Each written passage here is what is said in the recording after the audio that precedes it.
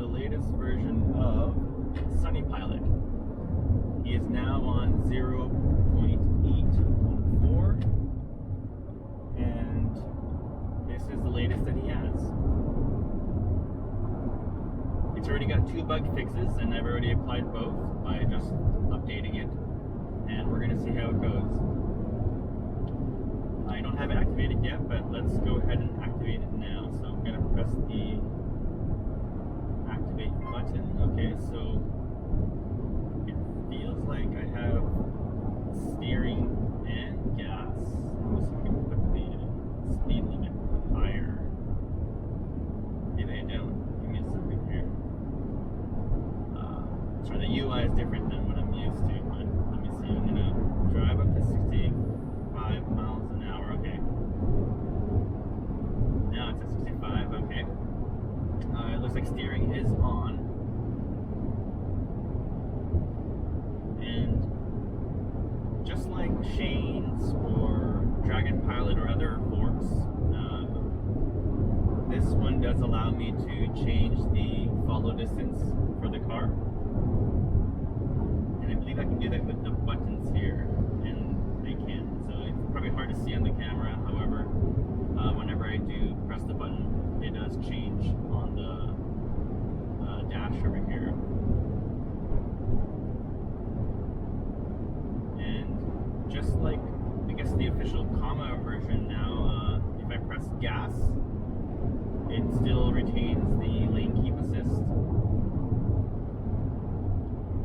Now, what I want to know is how it reacts when I am pressing the brake. So I'm going to do a lane change here. I'm just going to initiate it right here. Slowing down to have the car in front of me.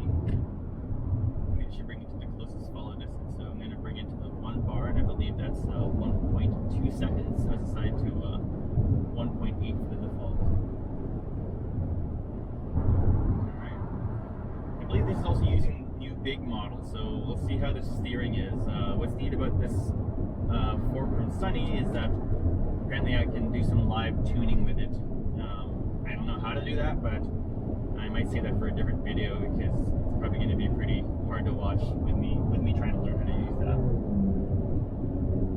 Alright, so I've been using it the same way I do with normal OpenPilot, but apparently if I hit the, well, let me see how this turn works. It's not bad. Well, we do have a lead car, so it's following that. It's also setting its own speed, so it's turning well. I did notice in normal stock OpenPilot, if I took this particular curve at 65 miles an hour, it actually just would not make it. It failed to actually turn in on time, and then it ended up just failing to turn. But because we do have the map data to determine corner speeds, and also the vision portion to, well, let's accelerate real quick here.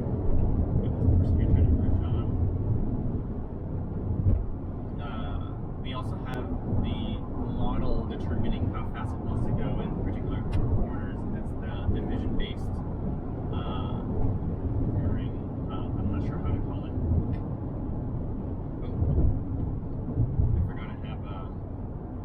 I think I turned on this feature for this fork where if I leave my blinker on for more than a second and a half, it'll initiate the lane change on its own without me having to nudge the wheel. I totally forgot I have that. There's a lot of options in SunnyPilot, and I shouldn't probably change so many things all at once. Alright. Now I do want to try something really quick here. So if I press the lane keep assist button, it's supposed to disable lane keep assist but still retain the adaptive cruise control. So let me try that right now. So I'm going to press it, and nothing happened. Oh, there we go. So now it's off, so I'm the one in full control. Okay, yeah, so it's definitely having me control everything. And let me just turn it back on. And I think it is on now. Yes.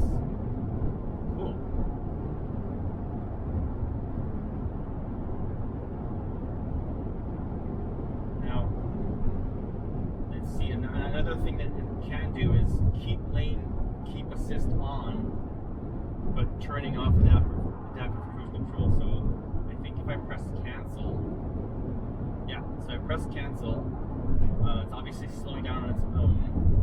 I can actually brake, so I'm braking right now, and it's still doing the steering for me. So now I'm pressing the gas on my own, and to begin the adaptive cruise control again, I believe I just press either set or resume.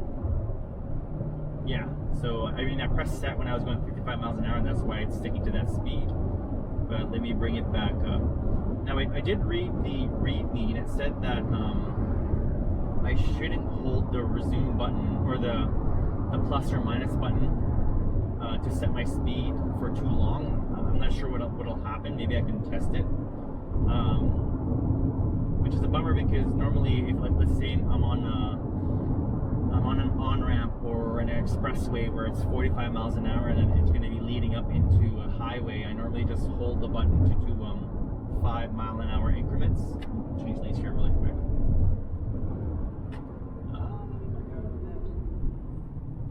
A little sketch. We're going to fast lane over here. Alright, so I did the gas there on my own. So now we're up to speed.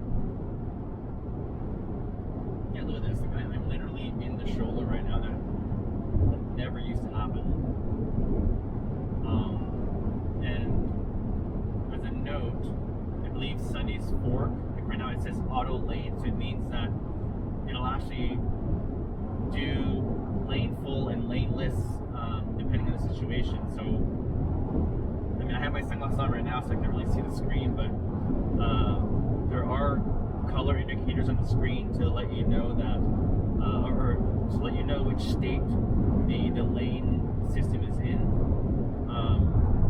Being honest, I keep my eyes on the road, so that doesn't mean anything to me, because I'm not going to stare at that screen. It's just way too far away. But I mean, I was using the auto lane feature that was also in Dragon Pilot for a while, so I'm okay with it. Normally in stock Pilot I do use lane lists. However, with the new 0.814 and 0.815, it's got a lot of work to be done. There's no one behind me again. I'm gonna try out this this brake thing. Actually, hold on. I don't want to be in there. It's if I exit there, I'll end up in the airport. I don't want to do that right now.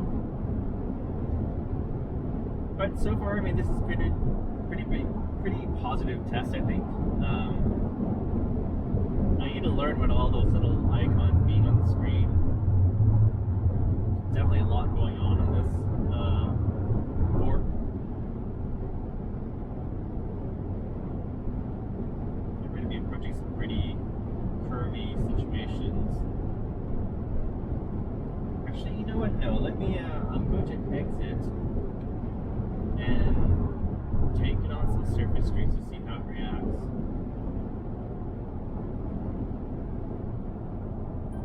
Yeah, see that? It just took that corner way too late. Just so happened to have someone behind me too at that moment. So I'm gonna exit here. I'm gonna stop this lane change.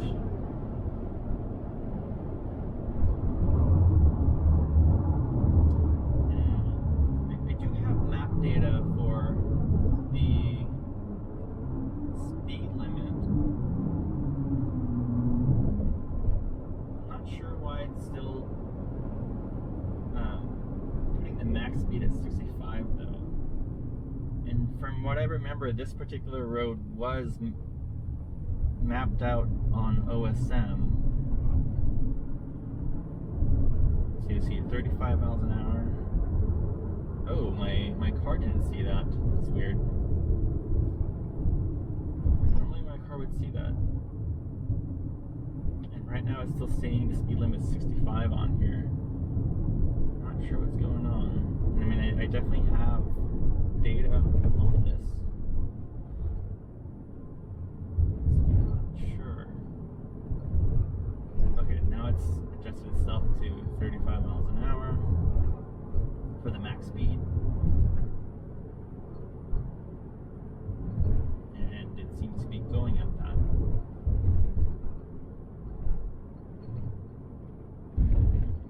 To turn left here.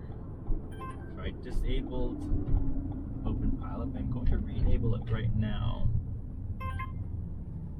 to see if it will make this left-hand turn. Let's see. This guy's not going, but he will go eventually. Okay, so now I'm going. I'm gonna turn this blinker on, and it is going straight. I think it just lost the lead car. That was kind of a bummer because it's made that turn before. Or maybe, I wonder, I do remember reading on the README that with this particular fork, if I have the turn signal on, it'll actually disable the lane keep assist. I wonder if I have that on. I might have that on because I did have the turn signal on then. It's kind of funky. Okay, so it is the map data seems to be working. It is at 45 miles an hour right now. I'm going to get behind this person here. Ooh, okay, so lane keeps is still on. Actually, hold on. All right. I'm going to activate it again, and this time I'm going to leave my blinker off. I'm hitting the LCAS or the lane keep assist button to see what it'll do. I think it's on. Okay, it's off. It's off. Okay. Oh, okay. So if it's green, that means it's active. So I have to look at the screen.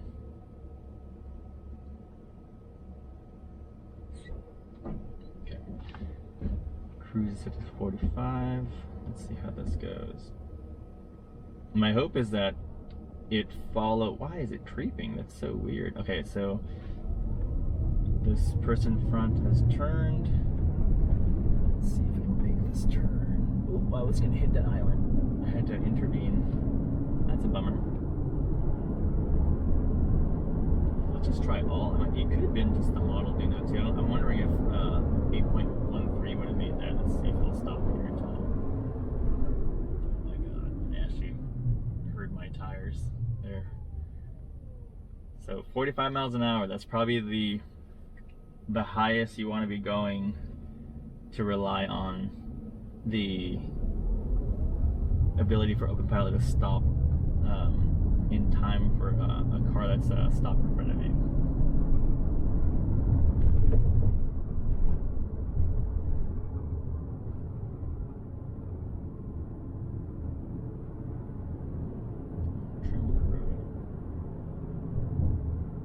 So just adventuring and wasting gas. We'll follow these people here really quick. Let's see if we can try to make this turn. Really hugging right now.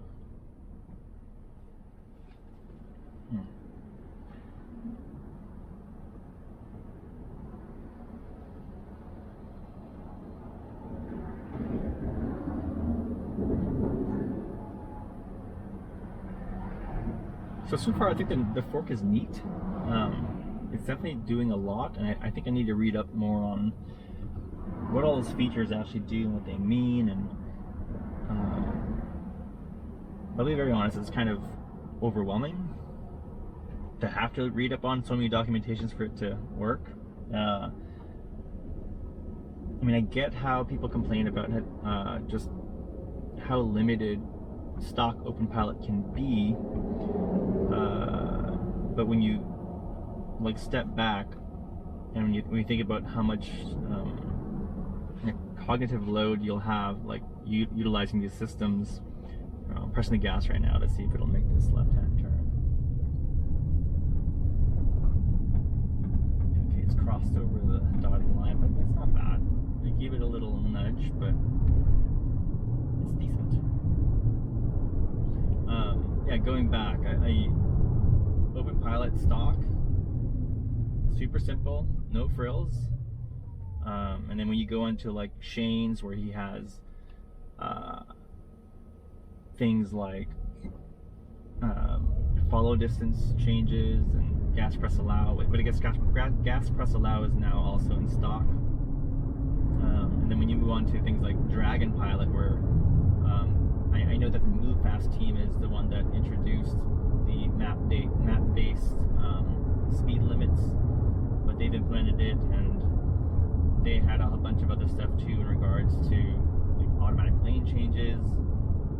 But I think right now, unless you include the bannable fork for OpenPilot, which is based on DragonPilot, I think Sunny's is probably the most robust in terms of available features for OpenPilot.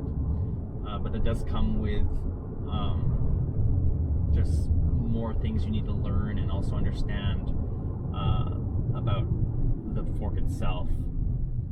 And it's also car dependent. I know that I think behaviors will be different for Hyundai and Kia, or even Honda.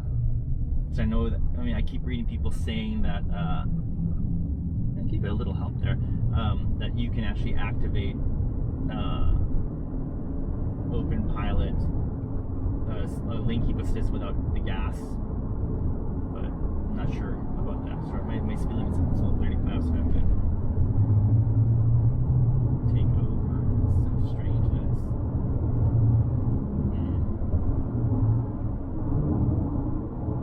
it's just very hard to determine what it's actually doing right now, for me at least. But it could be a me problem, because everyone loves the SunnyPilot fork. I just disengaged right now to reinitialize. Over.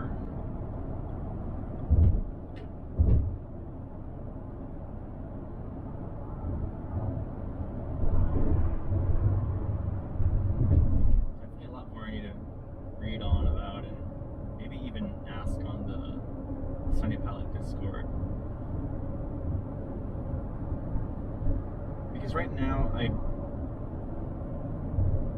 don't know if I would actually use SunnyPilot over. I've been using DragonPilot and Shane's a lot,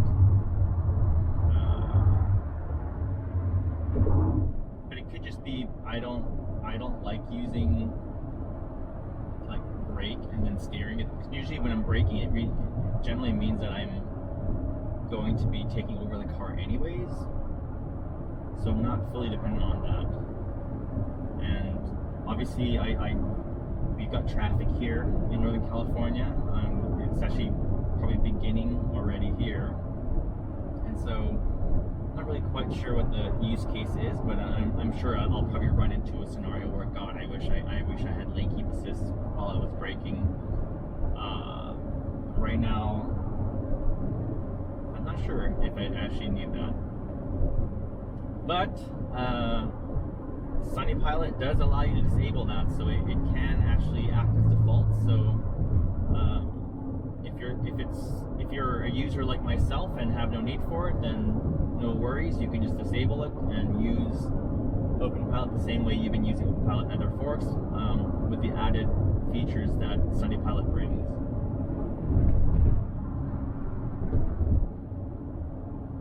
I guess I should be clear. Maybe I don't want to move on to this latest version of SunnyPilot because I am just not a fan of 0.814 in its stock form.